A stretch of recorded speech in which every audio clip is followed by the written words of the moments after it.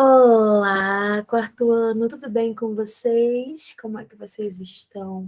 A tia espera que vocês estejam super bem.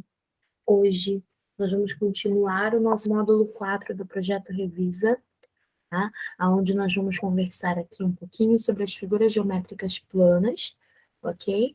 E vamos falar sobre mais alguns assuntos em matemática. Depois a gente vai para o projeto Revisa na parte de ciências, para a gente poder finalizar e arrasar juntos, né? Vamos lá, então? Muitos artesãos decoram suas obras com pequenas peças coloridas que formam mosaicos. Essa arte pode ser encontrada em móveis, paredes, quadros e em diversos objetos. Em algumas situações, os mosaicos também são explorados na arquitetura e na decoração de ambientes. Regiões planas. Com o auxílio de alguns objetos, Emerson fez alguns desenhos, os pintou, depois ele nomeou as regiões planas obtidas. Aí nós vimos aí a região triangular, circular, a retangular e a quadrada, né? Observe os objetos que Emerson utilizou. A caixa de sapatos, ela é retangular. O copo, ele é circular e o peso de papel, né, que parece uma pirâmide, ele é triangular e também é uma região quadrada, né, em sua base. Agora, como vocês puderam observar, e nós vimos juntos também, nós temos umas atividades que remetem às figuras planas. Lembrando, nós aprendemos recentemente, até mesmo nesse ano, a diferença entre figuras planas e figuras espaciais.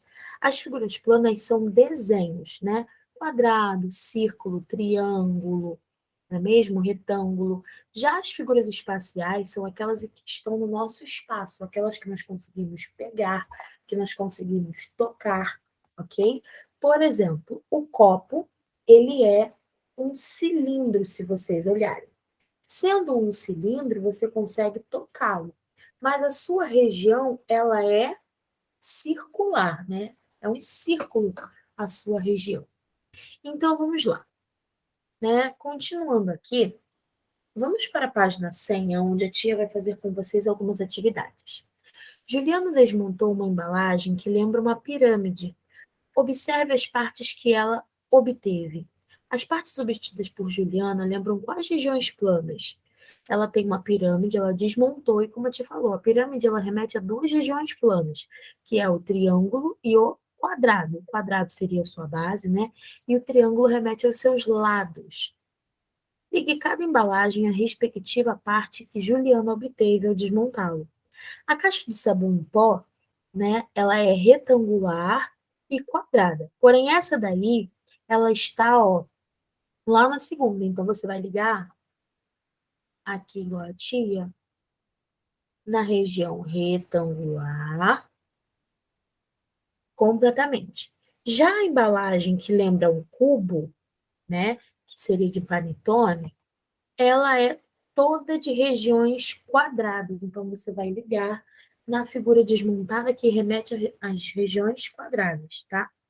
Quais regiões planas foram obtidas com a embalagem de sabão em pó? Nós obtemos regiões retangulares. Já no panetone, nós obtemos quadradas. Agora, veremos. 6. Roberta fez um desenho abaixo utilizando apenas regiões circulares, triangulares, retangulares e quadradas. Complete o gráfico com a quantidade de cada região que Roberta desenhou. Na região circular, nós vamos pintar 9 etapas, porque ela utilizou 9 círculos. Ela utilizou 10 triângulos, 6 quadrados e 8 retângulos, ok? A região mais utilizada foi a triangular e a menos utilizada foi a quadrada. Qual é o total das regiões planas utilizadas nesse desenho? Vamos ver? Bom, se nós pegarmos aqui esse gráfico, deixa eu abaixar, deixa eu ver perto. Pegarmos aqui esse gráfico e somarmos 9 mais 10 mais 6, mais 8, nós teremos 33, que é o total de regiões planas que foram utilizadas para fazer esse desenho. Bom, a professora de Amanda realizou uma atividade com os alunos de sua turma para que eles confeccionassem pipas.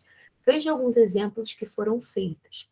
Como vocês podem ver, a professora, ela ela e seus alunos fizeram essas pipas, né? Lembrando que, ó, Valéria, Bruno e Amanda fizeram pipas de tamanhos diferentes. E na última aula, juntos, nós vimos esses tamanhos, né? E vimos que a de Valéria era a maior e que a menor era de Bruno. Vimos também que a Amanda gastou menos ou mais papel que o Bruno, menos papel, né?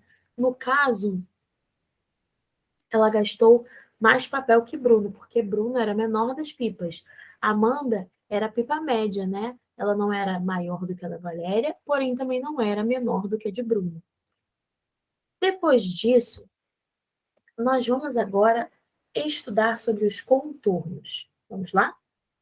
As regiões planas desenhadas, antes de eu começar, nós revisamos toda a matéria que nós tínhamos na semana passada, né, que nós vimos sobre figuras geométricas, e agora nós estamos complementando, né? Estamos entrando na fase dos contornos e vamos entender um pouco mais sobre essa matéria, beleza? Utilizando uma régua geométrica, Mônica desenhou algumas regiões planas. As regiões planas desenhadas por Mônica e seus contornos lembram algumas figuras, que seria o quadrado, o retângulo, o círculo e o triângulo. O contorno de uma região quadrada é uma linha chamada quadrado, né? O quadrado ele tem vértice e ele tem um lado, tá? O quadrado ele tem 4 vértices e quantos lados? 4 lados.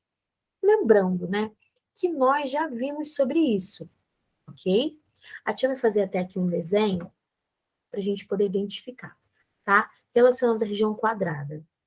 Nós temos aqui um quadrado, beleza? E agora a gente vai ver que cada lado desse aqui, ó, cada um desse, que a tia tá botando a seta em amarelo, é chamado de lado, tá bom? Cada linhazinha dessa representa um lado da nossa figura, tá? Que mais para frente, como nós vimos agora no quarto ano, nós conhecemos como aresta. Vou mudar aqui a cor da linha. Agora, essas pontinhas que unem as arestas, né, que unem os lados da nossa figura, nós chamamos de vértices. Não se esqueçam disso, nós aprendemos isso também nesse ano. Se não me engano, foram no segundo bimestre que nós aprendemos, no primeiro ou no segundo bimestre, né? Faz um tempinho, mas também não é o suficiente para a gente esquecer tudo, tá bom? Vamos agora para o contorno de uma região retangular. O contorno de uma região retangular é uma linha chamada retângulo. Quantos lados que o retângulo tem? 4 lados. O contorno de uma região triangular é uma linha chamada triângulo. Quantos vértices que o triângulo tem? Quantas pontas ele tem? 3. O contorno de uma região circular ou círculo é uma linha chamada circunferência. As circunferências não têm lados e nem vértices. Bom, vamos lá. Continuando, vamos ver, o próximo tema é retas. No trânsito, podemos identificar algumas situações que nos dão a ideia de retas. As faixas das rodovias são alguns exemplos e sinalizam, ao sinalizarem, as condições de ultrapassagem que devem ser respeitadas pelos motoristas para evitar os acidentes. Tá? Então, vamos lá. Nessa faixa de sinalizações, podemos observar algumas linhas retas. Ao prolongar a faixa contínua, simples nos dois sentidos infinitamente, teremos a ideia de uma reta. Para representar uma reta, desenhamos apenas parte dela. A reta representada ao lado pode ser nomeada como uma letra minúscula do alfabeto. Nesse caso, nós utilizamos a reta R. Então, aí tem um espacinho para que você represente a reta ao lado. Você vai pegar uma régua, vai colocar, né, fazer uma linha retinha e vai botar R minúsculo nela. Renata representou uma letra R na cor preta em um programa de computador. Depois, copiou uma reta e a colou em outro local da tela, sem mudar a sua direção. Por fim, atribuiu a cor vermelha a essa outra reta representada e renomeou reta S. Então, agora nós temos a reta R e a reta S, tá bom? Temos duas retas. Essas retas representadas por Renata, elas não se cruzam, ou seja, não têm pontos em comum. Quando isso ocorre, dizemos que elas são paralelas. Entre as retas representadas no mesmo programa do computador com o recurso da malha quadriculada ativado, quais são as retas paralelas? U e T? Não, se olharmos aí, não são a U e a T, né? Elas não são paralelas. T e S? Sim, olha, a reta T e a reta S estão paralelas uma à outra. Já a letra S e V não estão, né? Bom, após isso, teremos algumas atividades, né, que vão nos lembrar aí sobre as nossas retas. Lembra que nós já falamos sobre as retas paralelas, que são as retas que não se cruzam e não tem nenhum ponto em comum, tá? Aqui vocês acabam vendo, ó, detalhadinho como cada uma pode ser representada, tá? Agora vamos para ciências, onde a tia vai entrar com vocês em corpo humano. Vamos lá? Pelos cobrindo o corpo. Essa é uma das características dos mamíferos, como os seres humanos, e que podemos observar a olho nu. Mas, e se pudéssemos observar todas as estruturas que formam o corpo humano? Até mesmo aquelas que são tão pequenas que não podemos enxergá-las a olho nu. Vamos conhecê-las? Conhecendo o corpo humano. Ao observar a olho nu a parte da pele da sua mão, você provavelmente enxergou algo semelhante à imagem A, que está ali abaixo, né? Que é apenas uma pele comum. No entanto, ao observar a pele da mão com auxílio de uma lupa ou de um microscópio, você pode observar que a pele da sua mão provavelmente, né, vai estar semelhante à letra B, a imagem da letra B, que é a pele da mão observada com auxílio de uma lupa. Bom, na letra C, você vai ter a pele da mão com auxílio de um microscópio, que ajuda você a ver bem melhor, tá? Quando nós falamos sobre essa diferença, a olho nu você não vê as partículas, não vê as células, não vê as pequenas coisas que nós temos em detalhe que formam o nosso corpo humano, tá? Com a lupa você consegue se aproximar a um determinado espaço e ver um pouco melhor. Porém, ainda assim, você tem como ver muito mais de perto cada parte do nosso corpo, ou neste caso, da pele, tá? O microscópio ele serve para que você veja uma parte que você deseja, uma célula muito mais ampliada, tá? Por isso que fica assim diferente. Como você pode perceber acima, muitas estruturas que compõem o corpo humano não podem ser observadas a olho nu.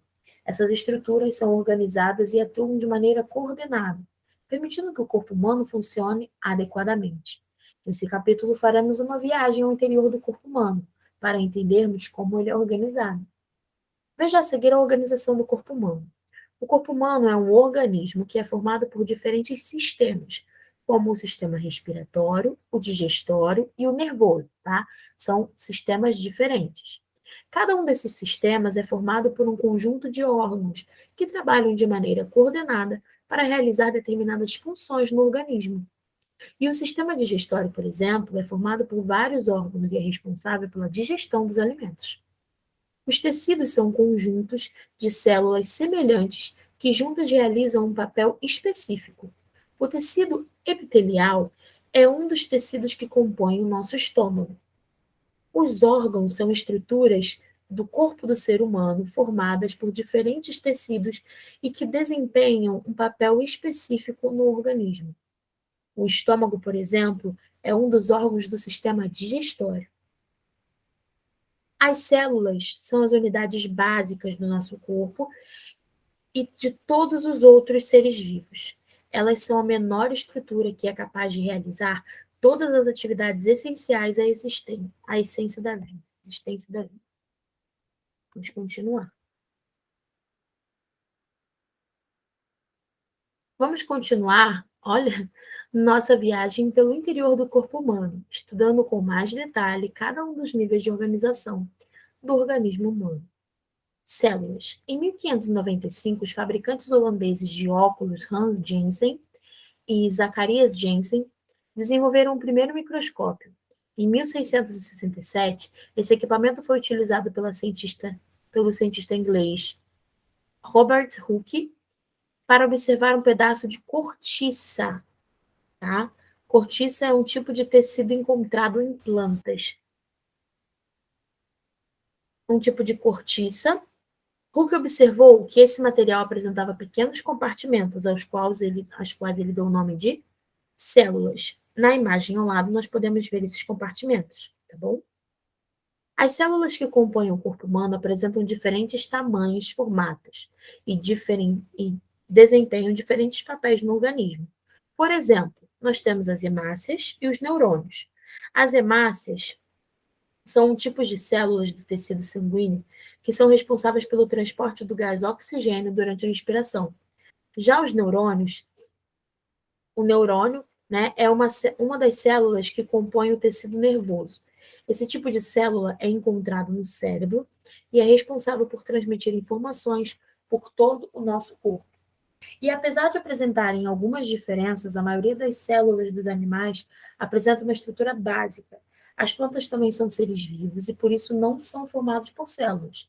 Vamos ver agora abaixo representações de estruturas básicas de uma célula animal e a estrutura básica de uma célula vegetal, tá? A membrana plasmática, ó, vamos ver aqui, membrana plasmática, citoplasma, núcleo e parede celular. Como você pode ver, a célula animal tem membrana plasmática, tem citoplasma e núcleo. A vegetal tem membrana plasmática, parede celular, núcleo e citoplasma. Membrana plasmática é uma fina camada que envolve a célula externamente e essa membrana controla a entrada e a saída de materiais na célula. O citoplasma é um material que preenche o espaço entre a membrana plasmática e o núcleo do citoplasma. Estão presentes em diferentes estruturas chamadas organelas, que realizam as atividades celulares. Já o núcleo coordena todas as atividades da nossa célula. A parede celular é uma camada rígida que ajuda a proteger e manter o formato da célula. Ao longo dos anos, os microscópios foram ficando aperfeiçoados, possibilitando ao ser humano observar estruturas cada vez menores, como as encontradas no interior das células. Na próxima aula, nós iremos falar sobre os tecidos, tá? E um pouco mais sobre o nosso corpo humano. Bom, gente, a gente espera que vocês tenham gostado da aula de hoje. Fiquem por aqui. Um grande beijo, um ótimo final de semana para todos e até a próxima. Tchau!